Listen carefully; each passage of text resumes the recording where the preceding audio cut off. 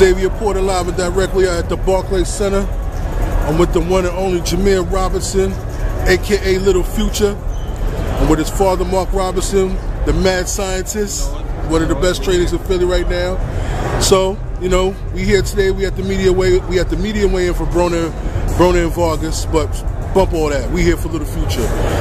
So what's been going on with y'all, man? Tell us what's been going on. We letting the people decide.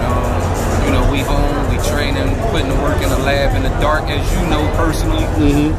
Out of Philly, and as you know, when you make moves and you keep it positive, people start reaching out to you. You know, they want to be a part of that, want you to be a part of what they got going on. So we here in New York to support people that's already been there and done that, from the promoters all the way down to the fighters, the trainers.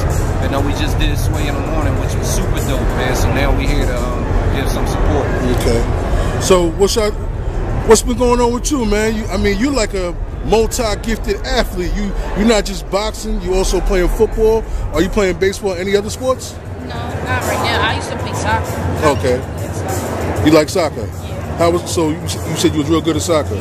Do you still play it, or you just kind of like? No, I'm probably gonna play it this year. Okay. So are you gonna still play football as well? Yeah. But you can't play boxing, correct? So, do you find each sport differently in the sense of how much you care about it, how much you like it, or one sport you like more than the other? Well, like they both kind of like the same, because at any sport you gotta work at it, so that's how I look at it. Okay. So, what is out of soccer, football, or boxing, which sport would you say is your favorite? They both even, but I like boxing. Okay. So, Mark, when did you start noticing that your son had like a good talent for boxing? Because he has a talent for all sports, but in a sense, boxing. Being as though I was around it, training pros, before he was even born, it was easy once he was born, he was around it from day one. So for him to just step into them shoes and for me to just pick up that, I see that in him putting the gloves on backwards. Like I said at the Sway show, him putting the gloves on backwards as a 1-year-old. I said, I think he got a love for it. So he didn't know how much knowledge his dad already had. So, that was easy for me to just take him and just, bring him up to the point he at right now. But we just taking our time with it. We ain't in no rush. Okay. But pretty much since he was born, though. Okay. So what do you want to do with the sport? You're 13 years old now. You basically got the whole world looking at you. Every time I see a video clip of you, or every time I see a training video clip of you and your father, I see your skill set is increasing, it's getting better. Will he be fighting in tournaments soon enough?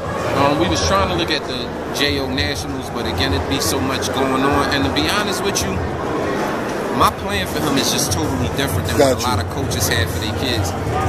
And I'm not saying that they don't see the big picture, but they trying to get a lot of, they want that instant. And I'm not worrying about instant. That's why the name is Little Future, because I see if I can keep him from a lot of punishment and pounding now, that I believe he got enough skill, talent, IQ, experience, and the team around him that on the back end we'll see better days, like, being in these type of situations. And you got to put work in. Don't get me wrong, you definitely got to put that work in. But tournament after tournament after tournament. That's a lot of work. After fight as a 13-year-old, not necessarily. He already got 31 fights. Yeah. So we rest in the body right now, and the mind as well. So, who's your favorite fighter? Adrian Broner. AB is your favorite fighter? Yeah. Okay. Any other fighters you in particular you like? Yeah, Andre Ward. Oh, that's a given. How was that feeling to walk him out during his championship fight? It was crazy because I've never been there before. So me walking him out was a good experience. Okay. Anything that you learned from Andre Ward, particularly in that fight, or just in conversations in general? Yeah, like he was talking to me about just me staying focused, keep staying in school and all that. Okay. How's school? Real good. Real good or just good? Well, school's okay? Yo, school first, right? To do football, basketball, boxing, and all that stuff. Okay. So how's the support coming along with sponsors and things like that? Are people reaching out? Yeah, he got some big ones. Box Raw. Yeah, I can see that. Killer Boxing, Title Boxing. And it's weird because, you know, usually when you get with one company, you can't deal with the competition. Got you.